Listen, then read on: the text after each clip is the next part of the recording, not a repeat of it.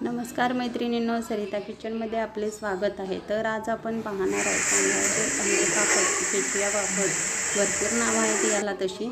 तर आपल्याकडे आमच्याकडे म्हणतात याला तांदळाचे पापड। तर हे आपण खिचिया पापड पण म्हणू शकतो। तर हे अशा पद्धतीने करायचे आहेत। हे पहा, याला तांदूळ 3 दिवस भिजत घालून त्यानंतर मग ते वाळवून मग गिरणीतून दळून आणून ठेवायचे, यासाठी ते वापरायचे आहेत।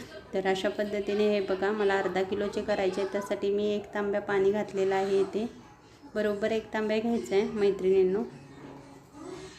आणि त्याच्यामध्ये मी पापडखार घातलेला आहे 2 ते 2.5 चमचे। जास्त नाही पापडखार घालायचा, नाहीतर पापड आपले लाल होऊन जातात। आणि त्यानंतर थोडंसं जिरं 2 चमचे आणि 1 चमचा ओवा ठेचून त्याच्यामध्ये घातलेला आहे। त्यानंतर 1 चमचा सोडा, खायचा सोडा आपला रेग्युलरचा घरी वापरतोय तो टाकायचा आहे। आणि त्यानंतर आपल्याला थोडंसं हिंग अर्धा चमचा त्यामध्ये ॲड करायचा आहे। आणि अशा पद्धतीने एक पिठाला उकळी काढून आपल्याला त्याच्यामध्ये हे पीठ घालायचं आहे। बघा, अशा पद्धतीने मी घालायचं पीठ पूर्णपणे, थोडं थोडं घालत आपल्याला पळीनं मध्ये हलवून पण घ्यायचं आहे। हे बघा, अशा पद्धतीने पाण्याचं प्रमाण व्यवस्थित झालं तर मैत्रिणींनो अगदी पापड आपले खूप छान सुरेख जमतात। हे बघा, असं हलवत आपलं राहिलेलं पीठ आपण त्याच्यामध्ये घालायचं आहे। काही गडबड करायची नाही, अगदी निवांत व्यवस्थित केले ना खूप सुंदर कुणालाही जमतील अशा पद्धतीने हे पापड होतात। हे बघा, अशा पद्धतीने मी आता पूर्णपणे पीठ हलवून घेतलेलं आहे। आणि पापड खार मैत्रिणींनो खारट असतो आणि त्याच्यामध्ये मीठ असतं, पण थोडंसं अंदाजे आपल्याला 1 अर्धा चमचा मीठ टाकायचं असेल तर आपण टाकू शकतो, काही हरकत नाही। आता हे आपल्याला ज्यावेळेस आपण ते परत सगळं पाण्यामध्ये आलतून पालतून घेतो त्यानंतर ते गरम असतं। तर अशा पद्धतीने कापड घ्यायचं आहे आणि कापडामध्ये ते पीठ ओतून घ्यायचं आहे आपल्याला, कारण हाताला खूप भाजतं, त्याच्यामुळे ही ट्रीट करायची आहे मैत्रिणींनो। हे बघा, अशा पद्धतीने मी पीठ काढून घेतलेलं आहे त्याच्यामधून अगदी, आणि त्याला हलवून थोडंसं थंड करून मळून घेतलेलं आहे।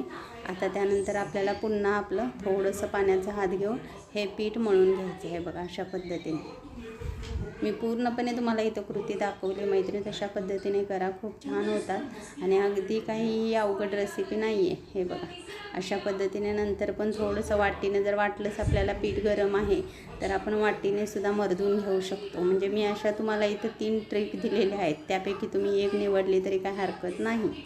हे बघा, अशा पद्धतीने आता झालेलं आहे आपलं, चांगलं मळलेलं आहे आपण। आता हे अशा पद्धतीने आपल्याला हे गोळे बनवून घ्यायचे आहेत। आणि थोडंसं पाणी इकडे तिकडे कमी जास्त पडलं तरी काही हरकत नाही, म्हणजे आपण 1 तांब्या घातलं आहे ना, त्याच्यामध्ये थोडं कमी पडलं तरी हे आता आपल्याला पुन्हा वाफवून घ्यायचे आहेत। हे गोळे आहेत ते पिठाचे, हे अशा पद्धतीने हे बघा मीडियम साईजचे गोळे करून घ्यायचे आहेत। आणि एक चाळण घ्यायचे आपल्याला, ज्याच्यामध्ये आपण मोदक उकडायला ठेवतो, कानवले ठेवतो, तशा पद्धतीनं घ्यायचे। आणि त्याच्यामध्ये पाणी घालून 1-1.5 तांब्या अशा पद्धतीने उकड काढून घ्यायचे आहे। हे बघा, किती लगेच थोड्या वेळातच होऊन जातं मैत्रिणींनो, त्याला किमान 15 ते 20 मिनटं जास्त करून लागतात। हे बघा, अशा पद्धतीने आता मी झाकण झाकले, त्याला एक वाफ काढून घ्यायची आहे मैत्रिणींनो। एक गोळा काढायचा आपल्याला, पूर्ण सगळं काढून घ्यायचं। त्यानंतर एक वाफ असं आलेली दिसली आपल्याला, पाण्याला एक उकळी आली ना की हे आपले गोळे वाफवून जातात।